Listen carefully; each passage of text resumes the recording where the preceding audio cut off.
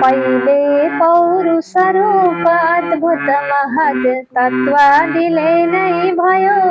हजारौं मुख हात पाउ शिरको श्री शेष साई छयो।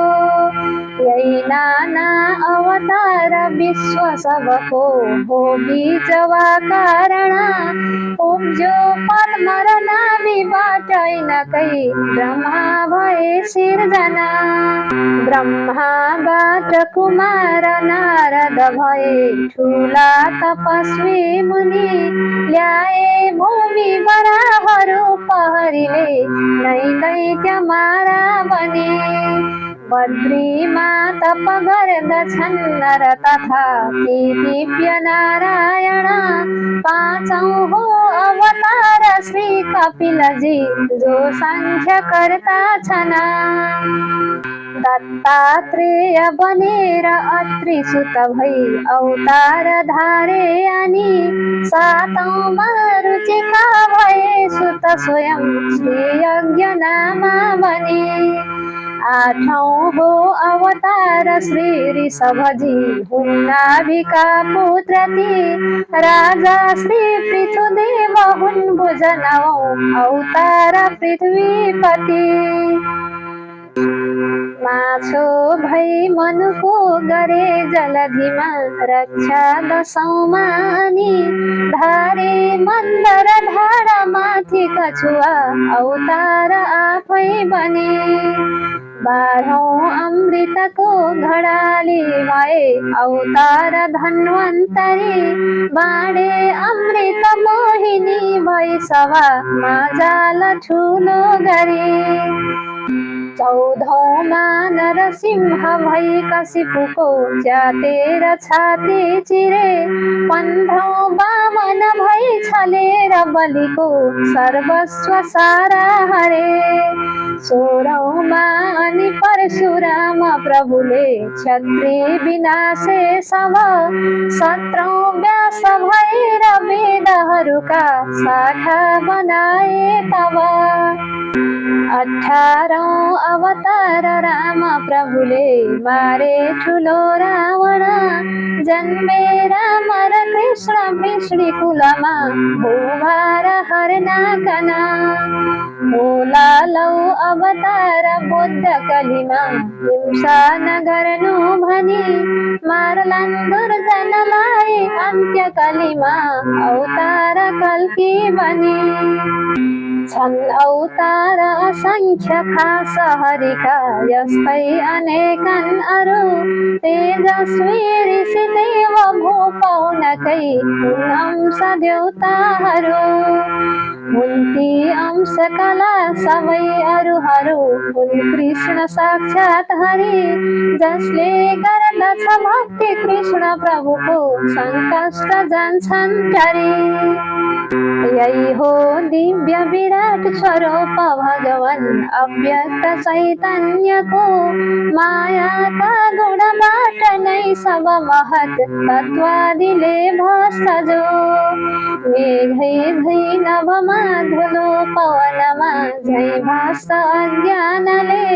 नित्यै घुम्दछ जीव दुःख सुखमा यही रूपका भ्रान्तिले। जैले जान्दछ आफूलाई सदसत देखिन् पृथक ज्ञानले। आत्मा निर्मल हुन्छ ब्रह्ममय त्यो हरसन्छ आनन्दले।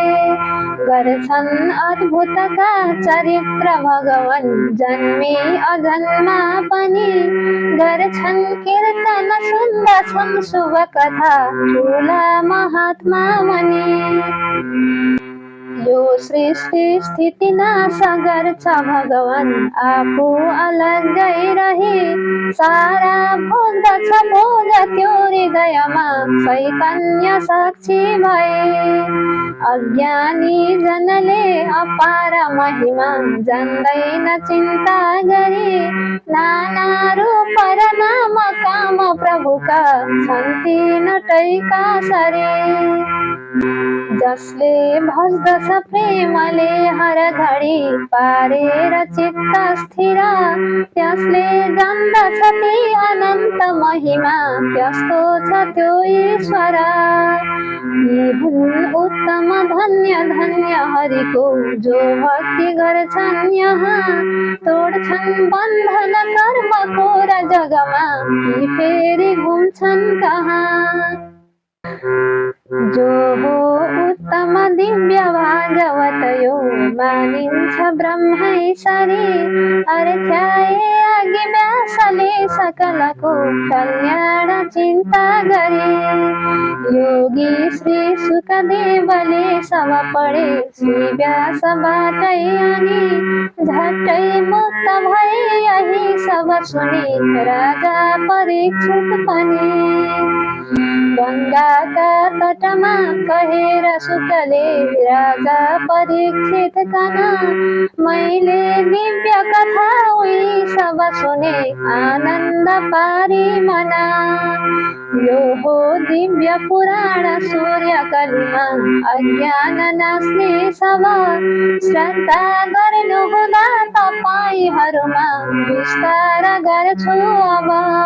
कन्या सत्यवती छँदै अघि ठुला योगी महात्मा मुनि, जन्मे द्वापरमा पराशरजीका श्री व्यास छोरा गुणी।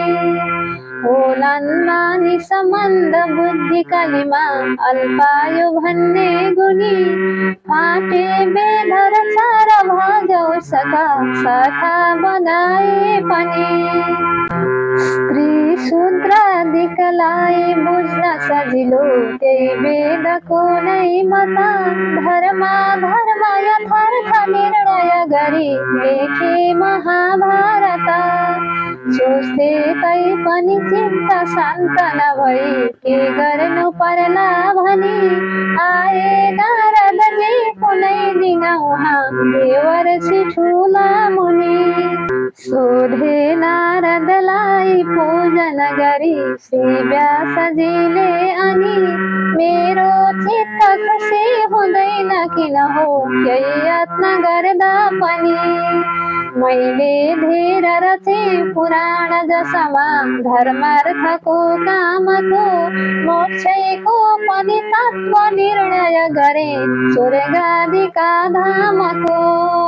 पाँचौं वेद समान भारत ठुलो मैले बनाए तर, मेरो चित्त रहन्छ चञ्चल सधैँ बन्दैन राम्रो स्थिर। केले हो किन हो अचम्म छु भनी यो प्रश्न सोधे जब, आज्ञा भो हितबाट नारदजीले केही विचारी तब।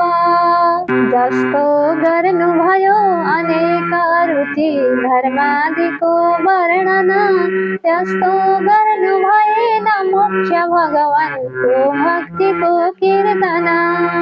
नाना चित्र विचित्र काव्य रचना जस्तो सुकै नै गरोस्, यसमा छैन गुणानुवाद हरिको वर्षेलीमा त्यो परोस्। यही हो उत्तम शास्त्र काव्य जनको कल्याण गर्ने अति, जसमा वर्णन होस् चरित्र हरिका आनन्द पार्ने मति। गर्छन् कीर्तन साधु सन्त हरिको, सुन्छन् कथा निर्मल, हुन्छन् ती सब ज्ञान ध्यान हरिकै सद्भक्तिले उज्जवल। तस्मात् दिव्य समाधिले हृदयमा जानी बुझी ती सब, राम्रो वर्णन गर्नुहोस् शुभ कथा श्री विष्णुका नै अब। सुन्नाले हरिका चरित्र सबको कल्याण होला ती, छुट्ला ताप तपाईको पनि छिटै नै शान्त होला मति। दासी पुत्र थिए म जान्दछु सबै मेरो अघिल्लो जुनी, गर्दा कीर्तन विष्णुको अब भए देवर्षि भन्ने मुनि। आमा ब्राह्मण श्रेष्ठ के अघि थिइन् दासी म सानै छँदा, आए बस्न उहाँ ठुला मुनिहरू वर्षादले रोकिँदा।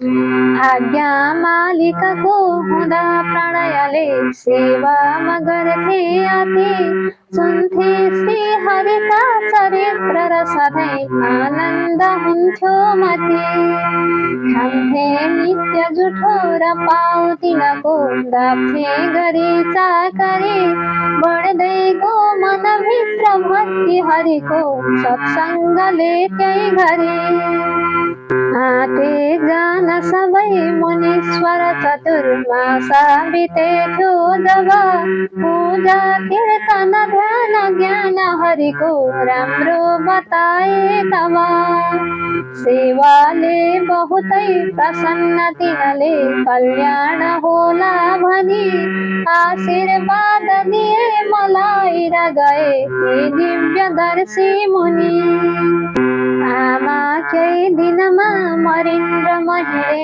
वैराग्यवाला बनी भक्ति श्री हरिकै गरी जुनी मरी त्यो देह त्यागी पनि दोस्रो कल्प फिर्यो र फेरि हरिको सद्भक्तिले नै यहाँ ब्रह्माको सुत भई म घुम्छु अहिले सम्पूर्ण लोकै महा यस्तो दिव्य छ लौ प्रभाव भगवान श्री विष्णुको भक्तिको दासी पुत्र थिए म नारद भए सामान्य भई लोकको नित्यै कीर्तन ध्यान भक्ति हरिको जो प्रेमले गर्दछन् सुन्छन् दिव्य चरित्र जो प्रणयले संसार तिर्दछन् व्याख्या केवल गर्नुहोस् र भगवानका दिव्य राम्रा कथा